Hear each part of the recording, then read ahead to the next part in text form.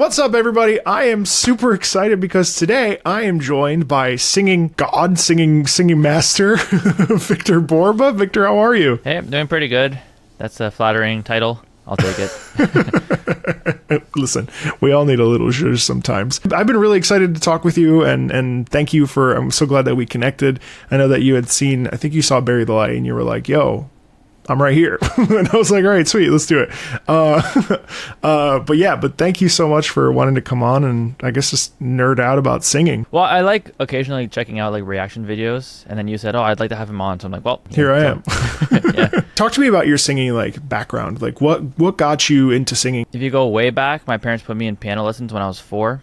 And then Nice. from elementary to high school, I did classical piano and jazz. So I completed the grade 9 RCM exam, which is like the Canadian Royal Conservatory of Music. Started grade 10 and then stopped partway through to focus just on jazz because my career path was actually science. So I have a master's in chemistry. So music for me is just a thing on the side. And it's a hobby that accidentally became something more than a hobby, I guess, this year. But before that, when I was in high school, I had every kid has a metal band. And I was indoctrinated by Guitar Hero, so I became a big metal fan. And I played the drums. I told my friend to buy a bass. My other friend kind of played guitar, so I told him to play guitar. And we were in grade 7, 8, I think. Or it was grade 8 at that point. And we needed to find the singer. Everyone's going through puberty. We tried out some of our friends, and it didn't really work. So I said, you know what? I'm going to learn how to sing. I was terrible for a while, but I just kind of, after recording myself and correcting myself and recording myself and correcting myself, just like pinpointing different techniques that I sucked at and had to improve on. Yeah. I guess using the same strategies that I learned of how to learn piano, apply that to my voice. And then over time, after trying to imitate certain singers like Spencer Sotelo from Periphery or Chester Bennington from Linkin Park, as you can hear my voice, those are probably the two clearest influences.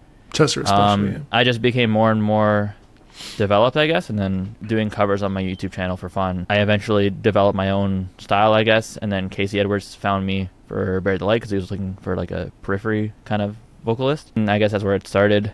But even then, I was still a hobby, and even now it's kind of a hobby still. It's insane. To me, it's so interesting that like because of your piano background, you were able musically and jazz, classical and jazz, you were able to musically sort of identify, which is amazing. So basically like having the bedrock of it be classical, essentially, or jazz, you were able to like figure out how to like practice and study. Pretty much. Because like, well, it's kind of the same strategy for learning any instrument. I found that even when I like give advice to people how to improve their vocals, it's the same sort of foundation. You just have to be aware of how you sound and kind of aware of how you're producing the sound and what your end product you desire it to be. Yeah. And then be fine with having patience over multiple weeks and months to improve on a specific technique. Yeah, I mean that's essentially the bedrock of any good. It's funny because I've actually started trying to sing more, and I come at it from a totally different. I mean, similar. Actually, I took piano for 12 years as well. I pivoted to voice really sharply because my teacher, I don't know, he's weird, and I was just like, I'm gonna pivot to this. I wanted to like be in the plays in high school. And then naturally, I just gravitated towards classical singing. And so for 13 years, I dedicated like every single day to like classical singing. But it's so interesting because even today, I was listening to the Teme, the first of the like big tracks that you sing on. And I was like, how this guy is like, because there's the part where you're actually singing in the soprano octave. And I was like, is that Victor Borba up the... I was like, Yep, it is. It's like, so it's crazy to me as like a tenor, like the highest male voice type theoretically in classical music, besides countertenors, I guess, for you to then go in and pop into the upper register as you're a tenor. I mean, it sounds like you're a tenor. Yeah. To flip into this, what is essentially what? It's like a voix mix, like a mixed voice with extra oomph. Like, I don't know how you're... It bothers me. I can kind of explain sort of what I'm doing. Well, I mean, it's mixed voice. So when I was starting to learn, I didn't have a mixed voice. I couldn't sing in mixed voice. So my highest like note in my range was like an A4. Because you're bringing chest up. Yeah, so my chest all the way up would get to like the A4. I could push to B flat if I really tried, but it wasn't really consistent or anything. That thing. Yeah. what I did is I found a song for every single note all the way up till like A5. And I just tried, because mostly it was because I was listening to Dream Theater, and he sings way up there, and I tried to do it like him. So eventually I stumbled upon mixed voice after watching a bunch of YouTube videos on how to sing in mixed voice, or like they talk about passaggio, and like there's more like classical terms. Yeah. Eventually the combination of everything clicked together, and I found it and I stumbled upon it. And at first it felt different, but it kind of sounded just like head voice. It was very weak. And I think the first note I landed on was a C sharp 5, and I kind of a jump from my chest, and then from there I just kind of expanded up and backwards. So you'll flip it ahead. Yeah. Just that specific way of singing mixed voice, I was able to just expand my range until I reached my maximum, which was about A5, B flat 5 on a really good day, B flat 5, and then I bridged the gap to my chest. So I kind of solidified I knew what my vocal range was from, I guess, like age 16, but then when I could actually use it in song well, without distortion, probably by like 18. But then as I was learning to scream and I got more comfortable with the chest voice to mixed voice transition, I stumbled upon placing my distortion technique from my chest on top of my mixed voice, and then it completely clicked and everything like became super smooth. And then developing it over time, I brought that distortion all the way up to the top of my mixed voice. But that's like multiple years of training, I guess. I mean, it's incredible. I mean, everyone's eyes just glazed over when you were explaining chest voice to mixed voice, and I mean, I understood you 100 million %. I mean, it's so interesting to mixed voice, and head voice was really, sort of shunned against doing that, just because like, you want that pure chest all the way up as high as you could. But like, there's a, do you know opera at all? A little. There's an opera by Bellini called I Puritani, the Puritans, and he sings the Arturo, I think his name is Arturo, the whatever the tenor role is. He goes up to a high F5. F5? Yeah. It's like insane how, and that's like, the parlor trick is to just flip completely into head and just like point it right here on the nose. So, I mean, the fact that just hearing, what's amazing to me about your singing is the fact that you're able to, especially in that, I literally just analyzed it for like 30 minutes today. Like, it's just astounding how you're able to have a very, very, very warm, relaxed with a bit of press, with a bit of that like edge that you have that works so well. But then also be able to flip into that very, very high, like a double octave, and have it be like completely clean. And it's just astounding. I mean, like that's incredible. It's like magic, isn't it? I mean, like singing like that, it's like magic. What I find is that the distortion really rounds the sound out. So if I didn't have distortion, it would be fine, but it would sound thinner, so it wouldn't be like as that powerful white as voice. it was. The distortion makes it so that my top of chest voice range, if you want to look at like, let's say like F sharp 4 to A4, and even the highest of my mixed voice range will sound like it's all chest, but in reality it's not chest voice, because I top out at A4. So I do have to use mixed voice, but I've done it so long that I don't even think about switching it to mixed voice anymore. I can just do it. Not like second nature, but kind of go autopilot, and then I focus on adding distortion next. Yeah, it's kind of like you have to. If you layer it, I kind of imagine it like the distortion on top, which we can talk about how I produce it. But that's kind of like the layer on top of the foundation of mixed voice and chest, like that passage technique. The distortion that sprinkles on top makes it all sound like it's chest voice, even, I guess. Yeah, and chest voice. Yeah, totally. That's so cool. Now, when you're recording in a booth, are you recording in a booth? Like a dead space? I got a bad boy right here. You're in it right now, yeah. 2. Nice. Oh, nice, yeah. Do you feel that the dead sound can sometimes make you like get hoarse really easily, or do you feel like you kind of just roll with it? Because like, for instance, if I sing in my booth for like whatever, like I actually end up feeling like I'm screaming into a sock because of how dead it is. So it, like, have you established like techniques for even booth recording where it's not quite so easy to get like tired in there? I don't know. I think all I do is booth recording. Like I don't sing live or anything. So all I do is unless I'm practicing like in my car or something, I'm singing in this booth, and those are the only two places that I do it. Wow, crazy. I just drink a lot of water. I don't really warm up. I just kind of like start, and then I just make sure I take breaks. So what I do is like when I'm recording, I comp in between. So I give myself like a minute and a half or so in between takes, and that lets me do it for long enough. What I find I get tired from is screaming. So like not just like distorted singing, but screams. I have like a limit to how long I can do it for. Not that I have bad technique, but because it's tiring. So I mean, you can't work out in the gym for 8 hours, right? It's the same sort of thing. I always make the analogy that the voice is kind of like, well, it is a muscle in a sense, but it's very similar to working out, that if you do it for too long, your rep is too long, you start using bad technique, and then you start damaging yourself. So you have to stay pretty fresh. I do that with just drinking a ton of water. I have a 4-liter water bottle, actually. Oh my God. Kind of unreal. The backstory for that is it's actually because when I was working in the lab, like during my master's, the water fountain was too far away, so I didn't want to keep walking out of the lab, so I bought a 2-liter bottle. And then I was walking through Marshall's with my wife, and I saw this one, and I'm like, okay, I gotta double it up to 4. It's just comically large. I've got this nearby. But yeah, so then, oh nice. Well, that's 2 liters. Big as mine, yeah. Or 1 gallon. But yeah, so I mean, I don't think too much about maintaining my voice or anything. I just sing. I don't know. Just do it. It's always so interesting to me. I knew a guy who would never warm up, and I was like, what? He'd be like, I'm just like spot check. I just kind of trust that like it's there. And you know, because I think like also if obviously like if you warm up too much, of course, then you can also burn your throat out, and then you're kind of left with the leftovers, you know? So it's always so interesting. I mean, so like, what's it like for you to know that like Bury the Light has been listened to like what, 15 million times, some crazy number? Way more than that. On Spotify, it's almost 150 million, and there's that one YouTube upload that's around like 140 million. Oh, if you were to take, I don't have access to what like the total stream count, but I'm guessing if you add up everything plus like Chinese stream sites, I don't even have access to.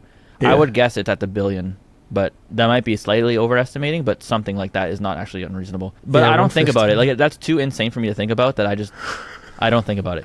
Even when it comes to like the music from Clair Obscur, I just don't think about it. Like I just continue on with my life. It would drive me crazy if I thought about it. Well, it's kind of nice. So you said that singing is like sort of like a hobby, or I guess like a part-time gig, or a gig that comes up. Like, what's that? Do you want it to be more, or is it just the sort of thing you're just happy to do it when it comes up? Yeah, I'm just happy to do it. Like I said, like my main profession is science, so it's kind of a thing that when I was like in university, it would be on the side for fun. Like I'd have certain bands that would like, it'd be fun. I like writing and stuff like that. And then like Bury the Light was the only like video game one that like opportunity I had that came up, and that was in 2020. And then only now did I have more. Kind of a spoiler, but not really. But there's others coming up that I'm not gonna say what they are yet, but like you'll see them this year. For some reason, everyone came at like in 2024. Mostly like right at the end of 2024. But when I get the opportunity, it's awesome. But my main focus, even especially now, like I'm in a Christian metal band, Reformed, and that's my main focus. I just want to write lyrics that mean a lot to me, put them into song form, and put it out there. And whether or not it does something, I mean, that's like, again, since it's for like a passion project, I don't focus on it being like a career thing. If anything, I mean, I know eventually I'm going to be old and not have a voice anymore. So the more sustainable thing is pursuing my profession and then getting my pension and whatever, you know. Yeah, no, I know. Yeah, sometimes I think about that because I mean, like, you know, I've already had to reinvent myself once with the opera thing, and like YouTube stuff is amazing, and hopefully it lasts, 10 years or more. But it's also like at a certain point, you know, one has to think about, unfortunately, like, life is the way it is, and one has to consider like outcomes and like where you land, you know. It's hard. I've accidentally like only worked for the man, kind of, and the idea of like doing it freaks me out because I just love being like a business owner, or like an independent small business owner, which is how I kind of treat my YouTube. But you know, I've been very lucky to be in this position, but it's weird. I can't blame you for that. I can't blame you for being like, yeah, I'm a scientist. I like science or whatever, you know, like, yeah. Yeah, because I know when I was like deciding what to do for university, like my parents always said, well, it makes sense to have music as like your side thing, but have your main thing be something like that you could actually like have a sustainable job from. And I loved science. It's not like I was sacrificing music, putting on the side to do science. Right. It's like balancing passions. Like I have multiple things that I like doing, so then I can do both at the same time. If for some reason I end up becoming like so able to do just music, I would still have my real job at the same time. I don't think I would ever quit my like profession to just pursue music. Especially now, because like all I do is record in a booth, and it's in my room. I don't have to become a touring singer, and if I did, I don't even know if I have the endurance to do that. Like, could I sing for more than an hour in a set? Probably not.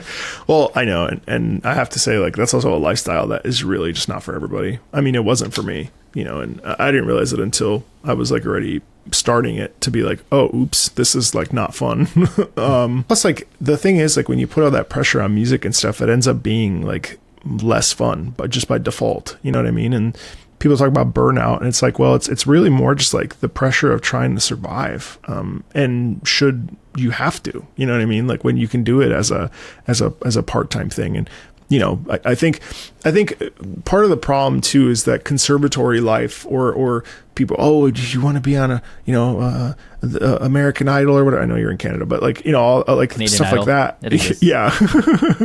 And it's like, people always assume that singing or music needs to be, the thing that you do. And while I do think that there's something to be said for having done it for like extreme hyper focus and only pursuing one thing and doing one thing really with intention, it's just not the way that the world is anymore. I mean, you're doing two things. I mean, shoot, a lot of people I know are voice actors, singers. I think the days of doing one thing only, life's too varied, but at the same time, you need that stability, you're right, to like function. Just exactly. You mentioned something too, that if it becomes too much of a, like, if music becomes the money source, it becomes less about passion and more about like how to get your bills paid, and then it kind of loses the what's special about music. So I mean, if you love writing, you don't care about what the outcome is in terms of how much money you'll make from it, then you can do whatever you want. And actually, it's kind of related to Clair Obscur, where it's a 30-man development team, and they don't have like the corporate overlords telling them what to do because they need to make a profit. They do what is passionate, and people enjoy it. But that's why it's been so successful too, I think. Exactly. Yeah. I mean, so I think same thing with music. Obviously, some people have to make a living from music, but let's start Bury the Light, and then we'll pivot to Clair Obscur. But are there like a certain, like, do you ever just, was that kind of, once you were done, you kind of just were like, okay, or do you find yourself ever gravitating back to it or singing certain phrases? Like, is that something that ever crosses your mind to like want to do, or are there phrases that you really liked singing? I haven't sung Bury the Light on my own time, apart from when I went to, and that was actually the first time I went to a studio. So they booked a studio here in Ottawa that, for the first time, not recording myself in my own booth, I actually went to a studio and recorded it. And for the first time, I actually had to train my endurance to be able to last for 4 hours singing that stuff and doing a bunch of takes. And honestly, I'm impressed at how I was able to. I feel like I would have gotten tired if I were to do it now. I guess I could prepare for it, but yeah. That was a lot to do. 4 hours is a ton. Yeah, the song's long, but I think especially the outro, like where I actually say "Bury the Light," that line is really cool, and I remember putting my all into it. But yeah, I think that's my favorite part of the song. Oh, the end is awesome. And how different was it for you for like Clair Obscur? Like, did L'Orient says hi, by the way. Did he just find you on your YouTube, or like had he heard Bury the Light and he was like, oh, Victor? Like, what was the sort of story with that? Same sort of thing. I'm guessing it's just that they wanted to have a male voice on there to give it a different vibe than the rest of the soundtrack. And maybe it has something to do with like having the appeal that they got the singer who sang on Bury the Light. I'm sure that's part of it. But he reached out to me. This was at the end of 2023. He had the song. We went through a lot of revisions actually, because we were trying to figure out what best fit for the song itself. So there's a point where like I sang the whole thing an octave lower because that's how it was written. And they're like, wait, no, Victor, you can sing an octave up. Like, yeah, I can. And then I put like not that much distortion, but like I sang it more passionately. And they're like, no, I think we want your distortion the whole time pretty much. And then I put on my Bury the Light voice, I guess. and that's the one that stuck. After a few revisions and then recording some like backup lines and things like that, then we got the final product. And then for Une Vie à Pendre, that was the first one. Une Vie à T'aimer, that was the one we recorded second. It was like right at the end before their content lock, where like, hey, just do this one real quick, and it was a lot faster. And it was that one. If you listen to it, there's a lot more like calmer parts, so it made sense to not be just screaming the whole time. Yeah. But yeah, it was pretty smooth actually. Like apart from just like figuring out what sound we wanted from me for the song at first, then it became smooth sailing. And if you compare that to Bury the Light, I guess Casey knew exactly what he wanted from the very beginning, so it was very simple. Just like, Victor, do your thing, do distortion, and then it was good. But as it turns out, the answer is just Victor, do distortion is the answer for everything. Sing high and do distortion is I mean, hey, listen, that's your calling card. There's nothing wrong with that. How was that second track that you did with KCM, Fire Inside? Is that what it's called? Yeah, that was fun. It was just I actually recorded it with Strep Throat. Oh, are you serious? Yeah, but yeah, no, it was chill. It's just a normal song, like up my alley. So he's just like, hey, they're asking me to do this one. I'm like, okay, I'll do it, and then I did it. I love that. It's so simple. One more thing though is that the difficulty, well, not really difficulty, but it was a little more of a hurdle than normal. Is that singing in French? Like, though I'm from Canada and I do speak French, I have like an Ontario accent because English is my main language, right? So then French I learned secondarily, so I have like a English guy speaking French accent. But then on top of that, they have the France French accent, which is different than the Quebec French accent. Right. So there are a lot of times where I sang a word and they're like, no, you said continuer, but it's continue. I'm like, I don't even know how you could notice that because the line's like continue, but nous or nu in that little flip of a vowel was enough. Like, that's one example. So I had to go back and record and like improve my accent in certain places. It's not perfect the whole time, but I mean, I'm sure they're like, hey, well, this is what we can get out of him. Yeah, if it was just English, it'd be fine. But like, actually, at one point we were considering, what if you just sang in English? But I'm like, no, I think it has to be in French for the. Yeah, why not? For the I mean, would you do like a whole take through, or was it like with Bury the Light where you were in there for 4 hours, like because you were doing it from your booth? Like, was it just sort of like, here's the whole pass, you pick the takes you like, or were you doing like were they doing Franken takes? Like, how did they sort of? Well, I sent like finals to them. Bury the Light was I just recorded in a booth and then Casey went and comped and everything. Yeah, and he cleaned it. Yeah. For me, I comp myself, so I just do line by line. And then Frankenstein it. That's usually how I do it nowadays. That's the beauty of it. I mean, honestly, I've still had to like get used to the fact that I can do that. Like, there are sometimes I'll be singing and I'm like, oh, I sound like crap. Oh wait, I can just record that one word. Redo this one part to fix it. But it's hard because then you have to like be in tempo and how long does it take you to sort of set things? Probably by now, not very long, right? Yeah, I've kind of streamlined it. You can also like focus on the most important parts. Like, for example, like the main line, you put a lot more effort into making sure it's perfect. But like the transition words for like maybe like the dub or like a backing vocal or like pitch correcting doesn't have to be as perfect because you don't really notice it unless you're listening to like isolated stems. And I think everyone who's a musician says, please don't listen to my isolated stems because there's always little imperfections they don't want people to hear. But yeah, after a while you get more efficient. But I do find it's the most time consuming and not the most fun. Usually I put a video on the side to kind of distract myself as I'm doing it. It's never really fun. I have to do it here in a couple days. I'm trying to get in and do some Clair Obscur covers myself and trying to get in there and like be like, okay, all right, this is low. Okay, harmony. All right, what's the harmony? Okay, yeah, cool.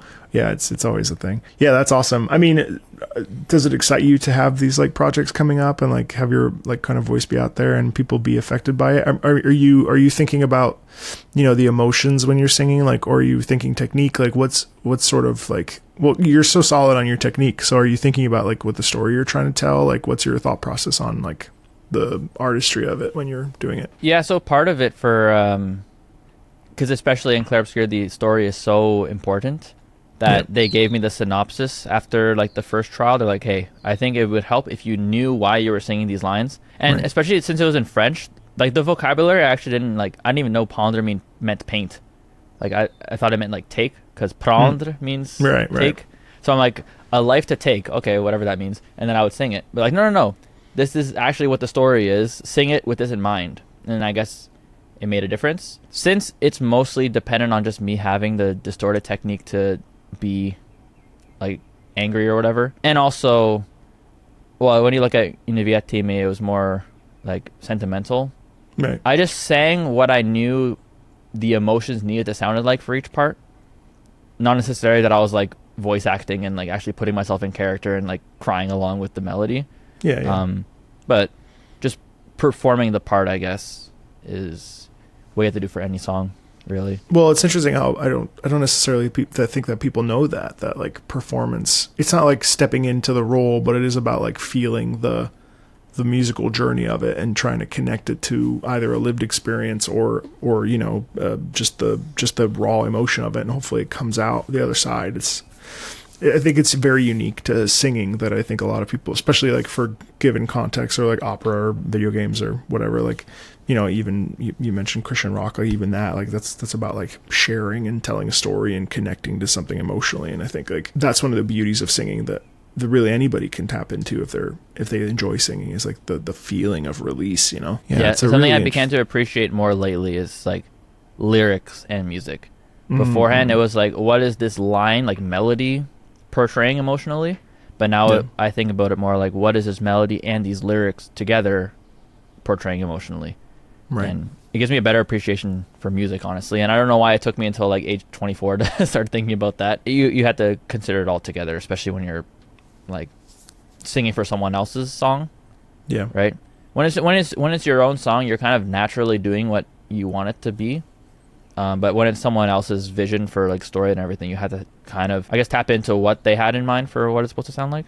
Yeah. So it takes a little bit more like mental work behind the scenes. Well, it's been amazing seeing people's reception to your singing and for the second time now, but also seeing like how excited people get, not only when they find out that it's you, but also just like when they connect with, I mean, I think again that upper register you have is just so, I think just so raw and so expressive. And I think like hearing and feeling that upper register like hit in the way that it does is like such an incredible gift, you know, like just it's I mean, high notes are always cool because you never know if the person's gonna necessarily clear, but when they clear, it's like, oh hell yeah, you know what I mean? So it's an amazing and thing also that you can, I mean, about clearing it, I mean, since you're recording in a booth, if you mess up, just do another take. That's true. But over That's time, true. I mean, I've gotten more consistent with it now. I remember when I was younger, I would have to do like 5 takes for one note, but now I can just kind of do the whole thing. Right? I've limited the number of takes I need for difficult lines. French is your second language, right? Probably third. Like I speak Third Portuguese also because my family's Brazilian. Oh, okay. So I learned French from school. So my grammar and my reading and my understanding is good. Since I live in the English part of Canada, no one really speaks French, so I don't practice my oral communication. So when I go to blabber in French, I just feel like I'm a mess. So then pronunciation also like is something I'm out of practice with. It's a little more difficult for actually recording in French, and it's my first time singing in French. Really, was it fun to be able to be like, ooh, French? Like, was it like, I don't know, like something you can flex on, right? Yeah, I was like, oh, that's cool. People can actually when they see me and they're Canadian. Oh, well, Canadian also means French, right? So I mean, it's kind of cool. But like, especially this like for Une vie à t'aimer, I was more used to it at that point. Like singing in French, I knew how to enunciate the words while singing. That's another difficult part, which is that when you sing, you pronounce things differently, like even when you're in English. So figuring out how to do that, but in French, like especially their R sound that has like the little bit of the, right? Yeah. It was really weird to do that with distortion because I was going way too hard. Like it was sounding more like Arabic. So I had to like dial it back a little bit for it to work. But then that was like the trial runs for Une vie à pendre. Like that, I never even do that properly now. I mean, in singing, we were told to never do it. To be honest, like we were always taught to just do the rolled or flipped R. And then, what I also find really interesting about French singing is the schwa, is the t'es mieux or whatever. If there was like a sustain, and then there's like in French spoken, you're right, it's completely different because in French spoken it would be like, I don't know, ton bras est meilleur, or yeah. Let's say you would end up sustaining the vowel on the flip of the, you know what I mean by schwa. It's like I don't really know what you're talking about. Well, a schwa is essentially like an upside down E in the phonetic alphabet, and in French, depending on the phrase une. Like normally une, right? That you would just say une whatever, une baiser or un baiser or whatever. No one judge my... via pound is perfect. Yeah. So you would sustain une, right? So like in French sung language, you actually sustain that e, even though in spoken you would just kind of glance over it, which is so interesting because it's all about keeping that legato. I mean, but that's actually a good question. Like, how do you maintain legato line while singing in an upper register where you're like, at times can be really hitting notes? You know what I mean? Like, were you thinking about legato when you're doing this kind of stuff? I mean, it becomes more smooth the more that you are comfortable in the register. So I guess when I was like still training my upper register mixed voice, it would be a lot more difficult to focus on those things, like making sure it's actually legato and smooth. But over time, it just becomes something you have to think less about, or that you've already nailed the techniques and everything, so now you can think about those things. It's like, even just learning an instrument, you learn the melody first, and then you learn how to perform the melody, and that's like step 2 after you already have it memorized. So when it comes to making a line that's up there sound just as crisp as it would be if it was an octave lower, that's like step 2 after having already been comfortable with the technique. It is hard though, isn't it? It's definitely tough. But especially putting distortion on it helps again round everything out. Okay, go into the distortion, because the distortion is essentially like, to me it's like a press that then you said rounds out. So then the press helps lean into the consonants and the vowels, like so it's pretty much what I've realized. Like a metal scream is just, or let's just say metal singing, like distorted singing, is just scream with a note under it. At least in the technique that I use, like I do a kind of a mixture of a fry scream and like false chord screams. I've also realized that those kind of join together at a certain point, where I'm essentially singing with mixed voice, with fry, with false chord all together, and it combines into one sound. The false chord kind of supports chest voice, so if you're singing like a Metallica type of singing, you're not doing fry distortion, you're doing more false chord based distortion. Like the distortion source is false chord.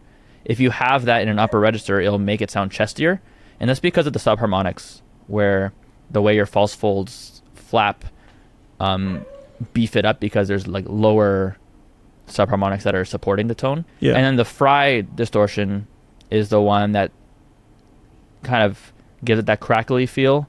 And sometimes it also, you even have sort of like a voice crack into falsetto. So the flipping back and forth of it also contributes like a higher tonality to it, where all that mixed together makes a nice little sandwich of like lower subharmonics, your sung note, and then like cool fry distortion sound on top.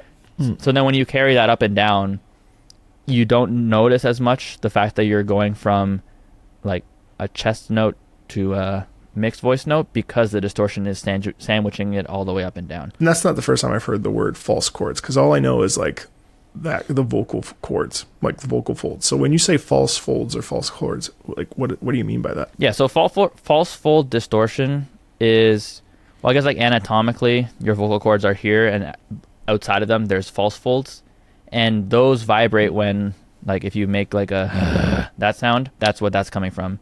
Or like Mongolian throat singing is where it's flapping in unison with your note. So if you actually produce like the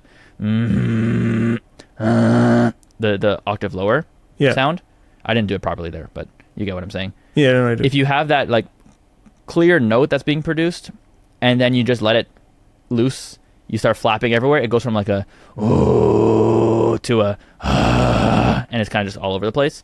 That is distortion, because there's so many tones in there that are not really like unifying into one specific pitch. I see. That is just used and more projected to form that like low scream. There's also like a lot of air blowing through the chords. So you have the undertone, and then you also have the like. So it's like the chords, they're not closing is what I'm hearing. Like the chords are not necessarily coming together. I mean, anatomically, I honestly don't know what I'm talking about. But like when it comes to like engaging all the parts of your voice, it's just the way I always see it. It's kind of like the sparkle, like it sprinkles on top of your sung note. So when I'm screaming something, I'm singing the note, but then using my false folds to make it distorted. So like if you ever listen to any like song that I ever sung when I'm doing screaming, I'm pretty much singing like a pseudo melody.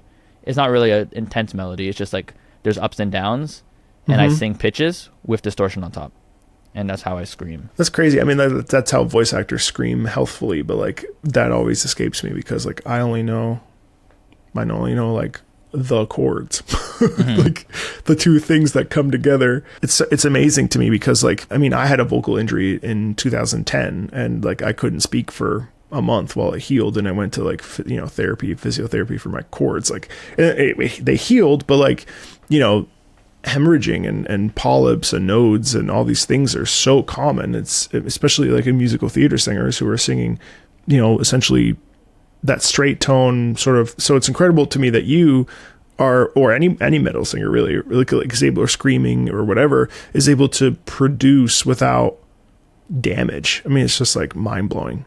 Yeah, you have to be careful when you're learning it, but like there's a way to do it that is like healthy. And then once you find that, you just stick to that technique and don't deviate from it, because then there's, well, if you want to learn a new technique, you always have to do trial and error, but you can't just force yourself over something that's bad technique.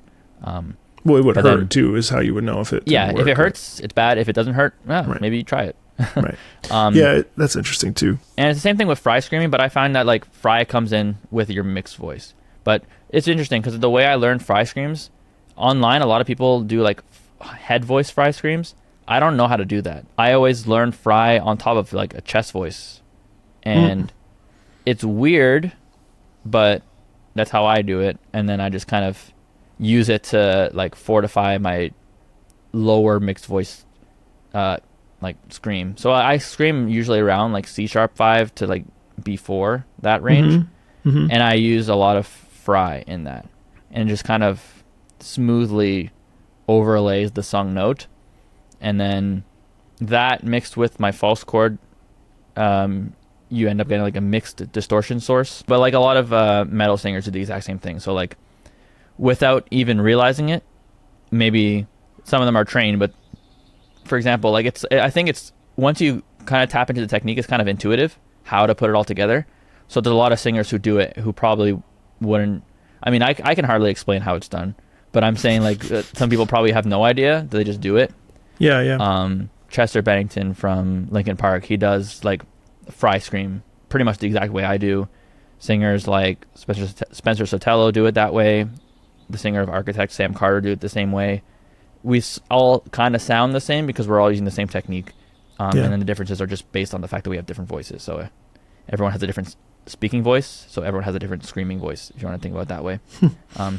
But it's a whole different world though. Like you can't just go from opera and then start doing metal right away. You have to kind of learn the basics. I mean, that's so fascinating, because like I imagine too, as the chords calcify, you know, in the late 20s, early 30s, what have you, like also the technique probably changes a little bit, because like I mean my chords are not the same that they were when I was, you know, 27. 10 years later, you know, technically the things that I would sing now were massive rolls, you know, things that like full lyrico spinto, like heavy duty, like 80 piece band, like heavy massive singing, like massive high notes and stuff. So it's interesting to like the similarities are. Hold on one second. I'm 28, so I'll see if something changes in the next couple of years, but so far I'm doing the same thing I've been doing. I do notice though that like metal singers, they tend to You're only 20. I'm 28, yeah. It sounds I went so bald good. at 22. Okay, so I've been bald for a while. It's not because I'm old. Damn, that's amazing. I can't believe you do that at 28. That's crazy. Oh, I thought you were like 34 at least. Yeah. I wonder if I'll be able to awesome. do this at 34 still. But I think the metal singers who you notice that like their earlier albums, they have really, really intense screams. Their later albums, they're mostly just singing, or it's like really simplified. It's because they blown themselves out at during tours. Since I don't tour, I'll probably be fine. But I probably, by the time I hit 30, probably should focus a little more on warming up and stuff. But so far, I haven't really hurt myself. I mean, to be fair, though, I knew a guy. Sorry, but I just choked on my water because Victor told me how old he was. My buddy John, I mean, I was always so impressed because he was like 40 and he just never warmed up. And I was like, bro, how the fuck do you not warm up? Like, I'm over there, like, spot checking every note, and he just was like, let her rip. And I'm like, man, that's crazy. Yeah, it is interesting, because men, their voices tend to calcify right around like 32, 35, and then things kind of are the way they are. Like, the flexibility really, it's interesting, because in some ways it's great, because you can then sing like these really, well, in the operatic world, you can sing these really big, heavy things, but, you know, you're not going to have the flexibility you had when you were, say, 25, 26. So for you, I'm really intrigued to like see like what the hell is it going to sound like? It's probably going to sound amazing, because you're probably going to be able to even like dig in deeper, which is even cooler. Yeah. What do you mean exactly by calcifying? Like what happens exactly? The flexibility in the chords is less. So they kind of like it apparently in women it happens earlier, and basically I just mean that like they vibrate the same way, but they're just less malleable, and they're more prone to like sometimes people's extensions kind of go away, or like sometimes the high notes are a little bit more challenging. Sometimes a person who maybe was able to do like florid singing with lots of notes, lots of 16 note runs or whatever, they may not be able to do those as frequently, or not as well, or whatever. Like, it just depends on the individual. I mean, obviously the flexibility is always there with the like actual chord structure. But when I was in grad school, I was always wanting to do like Nessun Dorma. You know Nessun Dorma, I assume, like, you know, big boy, like big. When you asked me, do I know opera? I'm like, a little. That's the one I had in mind. Nessun Dorma is from an opera. Turandot, you know, Kalaf, like there's a scene, you dig the scene actually, where he's asked 3 riddles and he has to answer them. And they sing a duet, and it's like high C after high C after high C after high C, like C5. And it's incredibly hard. And the orchestra is also blasting. And then like somehow you have to pierce over an orchestra and be able to like, you know, sing full voice. And but you can't do that if you're not a certain age. Like you could theoretically do it at like 25, 26, 27. But you'll bust your crap up because it's just way too hard. Whereas if you do it when you're, you know, 35, 36, or 7, for whatever reason, anatomically, the voice just like tolerates it better. And then you could actually do it for a long period of time. But a lot of guys, what they do is they get so excited about like singing this big stuff, also because the paycheck's bigger, that then you end up, because they're rarer and more in demand, you end up blowing your chords out. And so, you know, you might have a career that instead of lasting 25, 30 years, it lasts 15, you know, and we've seen it in the opera world. You see it all the time. And in the musical theater world too. I mean, that's what's amazing about your style of singing, is that you're able to sustain, you know, a very rigorous sound. I mean, what you do is hard. Like, you know that. I hope you know that. It's like most people can't do what you do. And yeah, I hope you know that.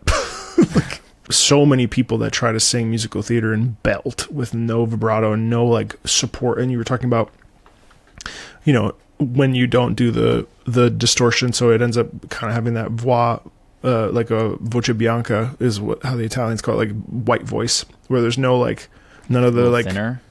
It thins out, right? Yeah. And it's interesting how musical theater singers, that's why a lot of them end up having to retire, because that's all they do. You know, with some vibrato, but mostly like, you know, body support. Also, let's talk about that. I mean, like, how much breath are you using when you take a breath? Like, are you thinking, do you have like a breath technique? Because like in opera, we have a specific way of breathing, but like, I'm curious about for you, like with that, because I mean, most of it has to be, you talked about false chords, like how much of your breath is in your body is supporting that production? Because it can't just be all from here, can it? So like engaging your diaphragm is like something that just comes naturally with producing like a fry scream, where you have to kind of tense up in order to get the sound proper. And a fry scream on its own also doesn't use much air at all. Like the reason why, like if you listen to Linkin Park's Given Up, he screams for 17 seconds straight when he sings Misery, because it's just a hyper compressed like fry scream. And a friend of mine, actually, he recorded a cover of Given Up, and just to flex, he extended that section by double. So he goes, it's a misery, and that scream he sings for 34 seconds rather than 17. But it sounds insane, but it's because such little air is being used. And for false chord, you actually, I mean, in my experience, you use more air, but when you're I guess if your technique is better, you don't have to use as much air to produce as good of a sound. I find that I can't do false chord for that long because I lose my breath and I have to like cut myself up into like bits when I'm recording like false chord lines. I think it's just because it's not my like main style of scream. I actually learned how to really do false chord like 2 years ago. Oh, interesting. But in terms of how much air to use, I find it's not much different than singing in a normal range. So like the amount of air that I use to sing way up and in the middle and down, it's kind of the same. I find actually like quiet, breathy singing more difficult for me in terms of like sustaining. Oh, dude, the tone. So, yeah, like the beginning of Via Pond, where it's Alina, like that was the hardest part of the whole song for me. Really? Yeah. In terms of breathing technique, I think I got this from Zen of Screaming, which is like, I forget the lady's name, but she's like a vocal coach for a lot of metal singers. Her first video, she just teaches how to like breathe.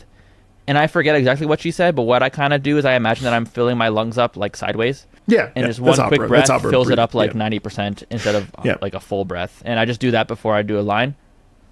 I just did it right now. You don't have to make the sound, but it's like how I imagine it is that way. And then I just have enough air to do a line without being super overblown. Like, because then you don't want to overfill the tank. Yeah. That's very interesting. Just one quick breath and you're good. That's essentially operatic breath, because I think the parallels are there. I mean, I think it's really interesting because I mean, when I learned breathing technique, it's so interesting because I feel like you learned everything at like an accelerated rate, whereas like I feel like I had to like here today we're going to learn how to sit and breathe and put a book on your stomach and think laterally and like, okay, now expand the back. And like we put a lot of time into the idea of the appoggio, which you know about the appoggio, and like so when you expand your breath, oh boy, okay, I gotta remember.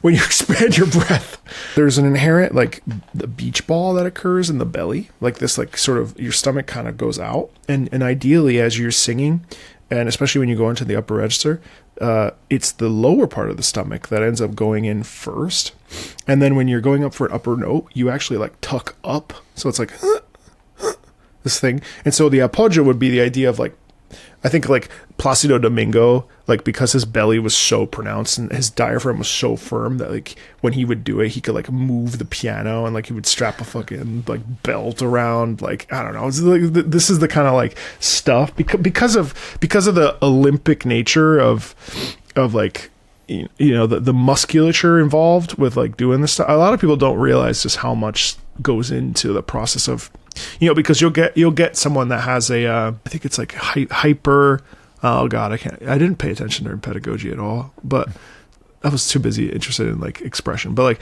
basically someone who has a lot of air in their chords is because they're not using, you know, their musculature to like bring the chords together. So it's like, you know, so it's so interesting. Like you're talking about false chords, which is essentially, I mean, just like essentially what I'm understanding is just like throttling air through so that the chords are just like balanced. It's so interesting. Would you ever want to like practice traditional opera? I've been trying to. I have like my friend who he's just like a vocal technique nerd.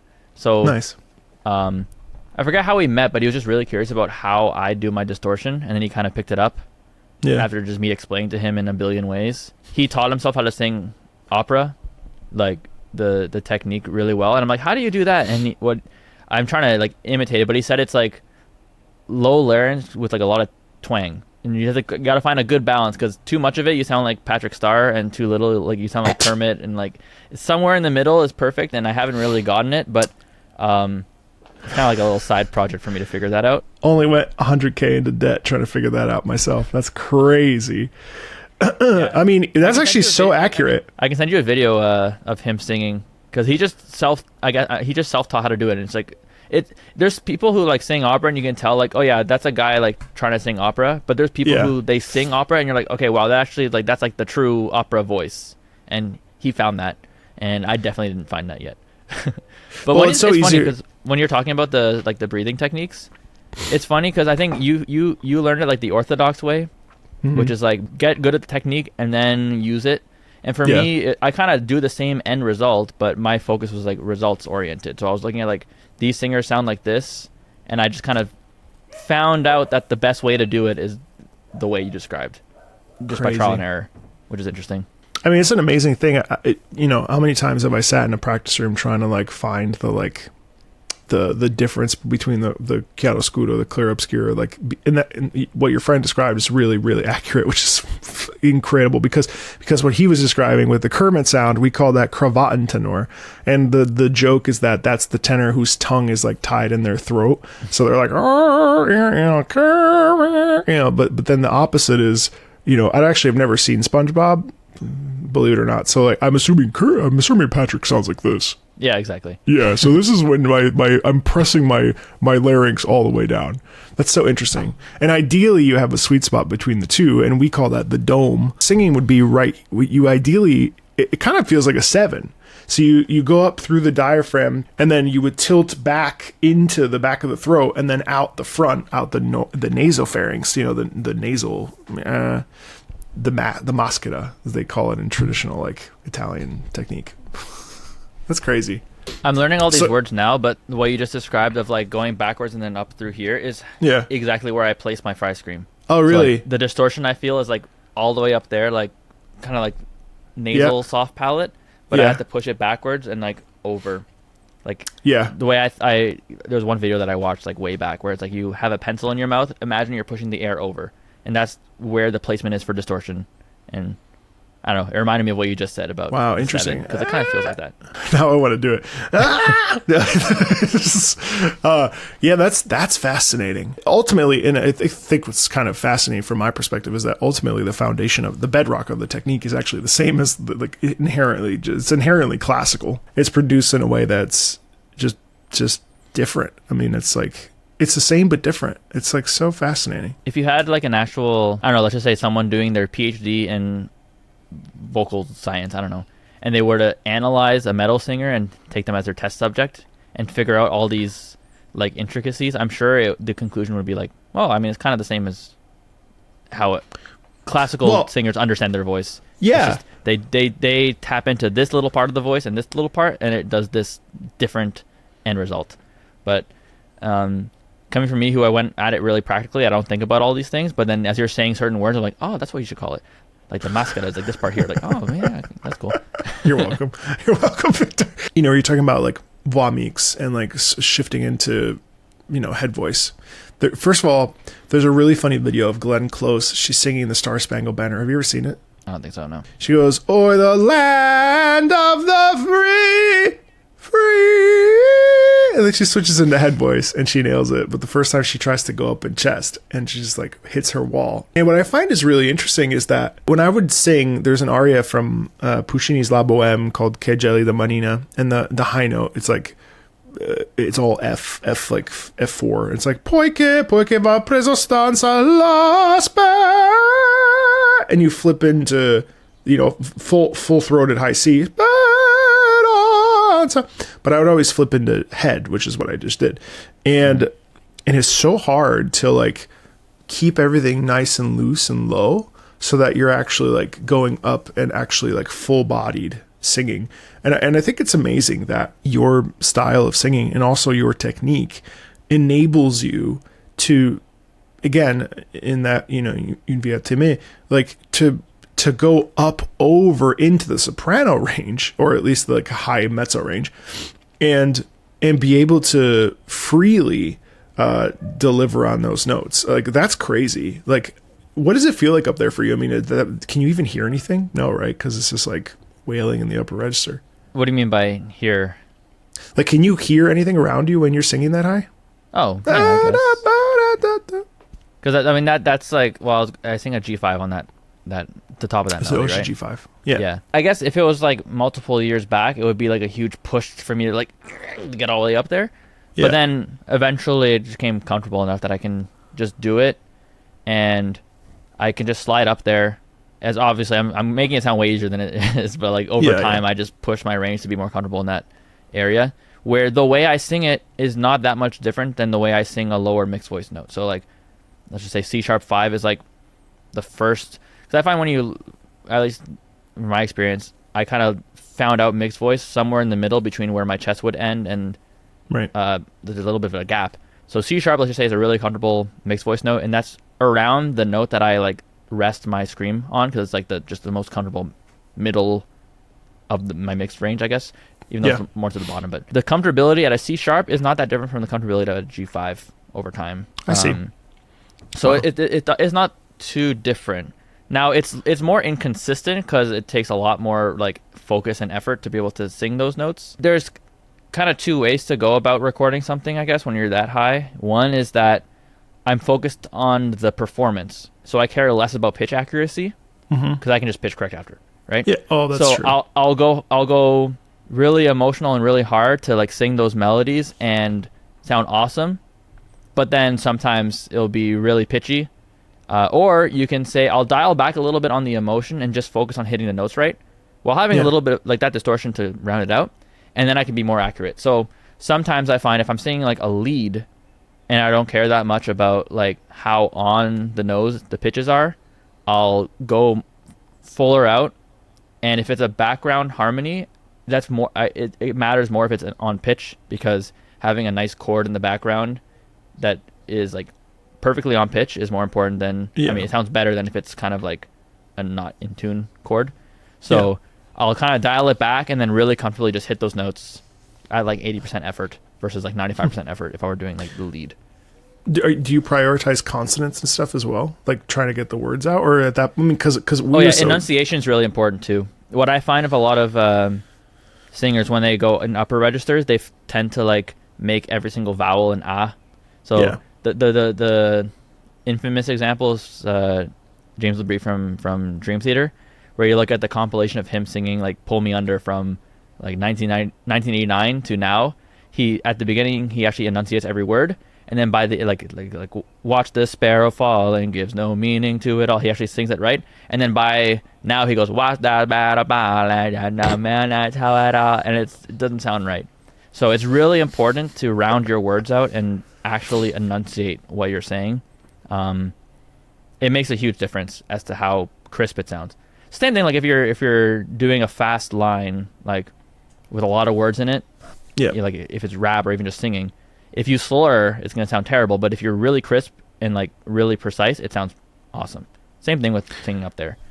You can't overlook the fact that enunciation is really important. Yeah, I know. We used to futz a little bit, but really, as long as the words, because otherwise it becomes so muddled. You're right, and it's. I think it's funny that he does that. Spa, rah, yeah, no. Right. Some vowel modification is certainly acceptable, but when it's all the same vowel, it's kind of funny. It's because it's difficult to sing that high. For example, like, certain vowels are more difficult, like e, like I, like those vowels are hard to sing because it's kind of closed. Yeah, even though you want to go up and you want to be way like big. Mm-hmm. I find that. Again, distortion on top makes it sound better, so you're able to do it fine, and it sounds like you're actually saying the word properly. Actually, one good example is a cover I did of "Prisoner" by Dance Gavin Dance, where the chorus is "Prisoner," like prisoner. I've seen some covers where the guy goes "prisoner," right? Because like, that's the only way you get it like full. But when I did it, I actually pronounced prisoner, right? And if it wasn't with me having distortion, it would sound even more thin. But distortion on top makes it sound rounder, and actually I can actually pronounce the word right. So if you were to try and, I don't know, cover Nivea Take Me, and you go all the way up there, and you don't have the distortion technique, and you're not enunciating the words right, it's going to sound off. But if you have everything I talked about, then that's the only way to actually make it sound right, I guess. Yeah, but that's also theoretically your calling card, because I mean, like being able to enunciate is actually really difficult for most people, especially up there. And also, I mean, it makes sense because you were talking about the E vowels and the fact that you were talking about the pencil and the idea of getting the air over the pencil. And like theoretically the E being closed, or the ooh, but probably the E because it's the way that the tongue position is. It's probably easier for you, and actually, based on that sort of style or technique, to have it be closed and then be able to get over top of it, which is really interesting. Yeah, That's that awesome. Makes sense actually, anatomically, or in terms of understanding. Well, because the E, I mean, the E is hitting the back molars, whereas the back of the tongue is slightly more flat. but that's why most people sing fa, or whatever, even if it's an O vowel, they're going to sing because then the tongue is all the way down, so they don't have to like stress it. But I guarantee, not that I'm like a pedagogical expert, but I guarantee that you have an easier time because you like the idea of singing. If everything is up here, like you mentioned, where your distortions are, or the fry, sorry, you said the fry was up here, then the E vowel is going to hit right at the back and be super small, which helps you. This is superpower, dude. This stuff's hard. I mean, most people can't do that. I would say not maybe 10% of the population could do that. Not to blow smoke, but I mean, like, it's really difficult. I'm gonna say, I mean, not many people sing this style anyways. And then of the ones who do, I don't know how many, I mean, it's not like tooting a horn type of thing, but it's like, I don't know how many people would be able to sing that line, even if they're a metal singer. Because, like, first of all, you have to find someone who sings French. Yeah. But, like, the last line is, like, même s'il n'est plus ici. Like, na na, même s'il n'est plus ici. But the EC on the E5, that's probably really difficult. Unless you use distortion. Like, I think it's a very specific combination of techniques that make it possible to sound good at that range. And if you don't do it, then it kind of all falls apart. Yeah. No, I mean, it's amazing. You said that you're working on a lot of projects and that they came kind of at the end of last year, but you can't actually talk about any of them. Yeah, I mean, you'll see what they are by the end of this year. Hopefully that like opens the door for, I mean, I don't know. I know that we had the conversation about like, jobs and stuff, but hopefully it opens like even more, because hey, I mean, it's fun for you. It's more money, more opportunities, but like hopefully, hopefully it keeps you, I mean, are you excited? Yeah, really excited. Well, Clair Obscur was the one I was like just waiting for it to be announced. And then this next one, like, I'll stop talking. Just, okay. I'm excited about the games that I'm going to be on this year. It's an awesome thing. I feel like, so often the thing you hear the most is like, light soprano. So it's really cool to have like a strong male sound, you know what I mean? Because so often, I think because of the way that the blending has to happen and stuff, sometimes composers are veering towards soprano just because it's a little bit easier to blend, and it also sticks out higher. So the fact that like, you're out here doing this stuff, and like, I mean, between Bury the Light and the songs that you're in for Clair Obscur, I feel like this is such an awesome opportunity and experience for you, and it's amazing that you're in like, I mean, Bury the Light is one of the video game anthems at this point, and the fact that that's you, like, that's super cool. It's and awesome. I don't think about it much. Yeah, we're not going to talk about it anymore. Yeah, but thanks a ton, everybody. Thanks a ton for watching, and thank you so much, Victor, for hopefully the technique conversation made sense to some of you. If not, this is actually pretty good stuff. I mean, Victor actually shared a bunch of secrets, and I think I taught you some stuff too. That's pretty stuff you already knew, but new terminology, but words that One thing I find interesting is that like, the backstory of how I found out how to do this distortion technique is that I was just trying to cover a prayer position by periphery, and I just accidentally flipped from my like A4 distorted note into mixed voice, and I was like, wait, how did that happen? I just did the same technique, but now it's higher. I'm like, oh, cool. And it's like I discovered some elite technique that all the elite metal singers were keeping a secret, and I just stumbled upon it. And then like even some of my friends who are vocalists, I kind of told them what it is, and they figured it out, and they're like, wait, what the heck? This sounds awesome now. The secret's out, guys. Everyone knows what it is now. Someone's gonna, like, in 5 years, someone's gonna come knocking and be like, surprise, look what you taught me on Marco Meatball's podcast on accident or on purpose. And thank you, everybody. Definitely feel free to check out Victor's socials, and of course we're all excited for what he's got coming up, and it's really exciting. So thank you, and thanks, Victor. Thanks so much. We'll see y'all later. Bye.